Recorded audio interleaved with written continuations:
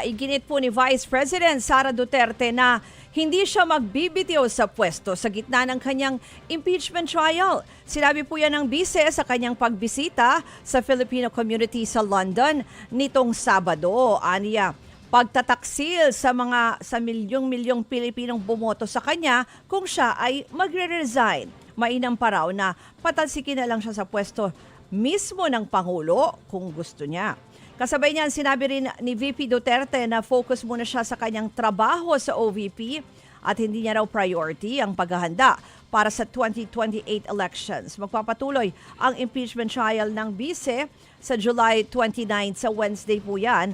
Kasalukuyan siyang nasa biyahe abroad at yung kanyang travel clearance na in-apply ay hanggang po sa July 31.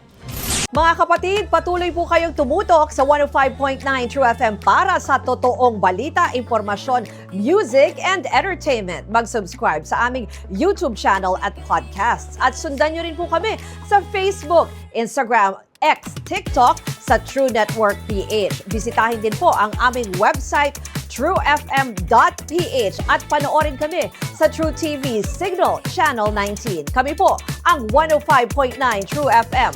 Laging true sa'yo, kapatid.